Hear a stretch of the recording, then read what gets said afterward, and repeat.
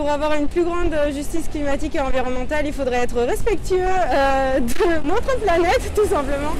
Je pense beaucoup à l'agriculture parce que franchement en France elle est très mal menée. On est sur une monoculture, donc non respectueuse de la terre, avec plein de pesticides, donc non respectueuse de notre corps. Et en fait on devrait passer à une agriculture plus biologique et une pluriculture qui serait plus respectueuse de nos agriculteurs qui en souffrent énormément. Et pouvoir effectivement fabriquer dans des conditions humaines. Parce que c'est très gentil de nous parler effectivement du problème de l'écologie, mais tant qu'on va avoir des batteries qui sont fabriquées en Chine dans des conditions innommables par des prisonniers, par éventuellement des Ouïghours ou des minorités ethniques ou religieuses, on ne va pas faire avancer. C'est facile de mettre des poubelles jaunes, faire le tri, tout ça. Puis déjà quand on brûle, on consomme, enfin je sais pas où est trop l'écologie dans tout ça, mais non, c'est catastrophique. La pollution des mers, les déchets, tout ce qui est nucléaire, radioactif, enfin bon c'est très bien, les ondes.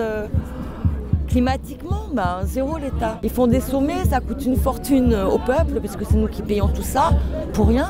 La question sociale et la question écologique, c'est intimement lié parce que les premiers impactés des conséquences des changements climatiques, c'est les personnes les plus pauvres. Tout ce qu'on voit aussi, c'est qu'il y a beaucoup de préjugés qui existent sur les pauvres et la pauvreté. Par exemple, que les pauvres polluent, que la question écologique ne les intéresse pas.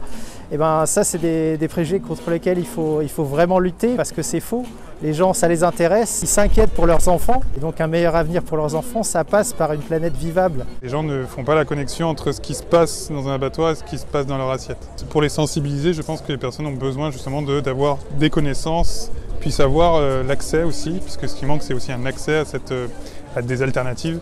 On peut retrouver dans des grandes chaînes, dans des grandes plateformes, des documentaires qui sont autour justement de l'impact de la nutrition sur l'environnement. La déforestation, l'exploitation des terres ou même l'utilisation de massifs pour nourrir les animaux. Moi je circule en vélo parce que bien sûr c'est un mode de transport vert et quand je vois à quel point les rues sont débordées de voitures, clairement quand vous voyez ça donne pas envie en fait. Il y en a pour qui c'est vraiment nécessaire, comme des banlieusards, mais les Parisiens eux-mêmes ne devraient pas circuler en voiture. C'est aux grandes entreprises, c'est aux États et aux gros lobbies de faire des efforts, bien sûr, avant tout. Parce que c'est eux qui polluent le plus, quoi. Comme la taxe carbone sur les voitures, pour moi, c'est une loi anti-sociale à mort, parce qu'on sait très bien que ce n'est pas les gens les plus friqués qui vont payer. Par contre, une taxe sur l'avion, oui.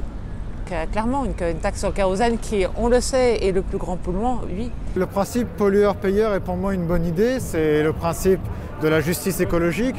Quand vous vous attaquez à l'environnement, vous vous attaquez à la planète, au bien commun, à ce qui nous concerne tous, vous devez payer. Lorsque c'est un crime, lorsque vous dépassez les limites de la légalité, vous devez être jugé. Pour les énergies renouvelables, je pense que c'est intéressant en effet de se pencher sur la question. Après, j'ai peur du greenwashing où en fait on se retrouve avec des énergies qui sont encore plus polluantes ou du moins qui sont pas moins polluantes. Et donc qu'il faut vraiment réfléchir à une nouvelle manière de consommer. Et si on change la manière de consommer, il ne faut pas non plus juste trouver une nouvelle source d'énergie pour avoir la même consommation. Mettre des quotas, d'être beaucoup plus réglementé sur notre consommation. Qu'est-ce qui peut être fait à la fois au niveau social et qui peut servir l'écologie ? Qu'est-ce qui pourrait être fait là, en priorité ?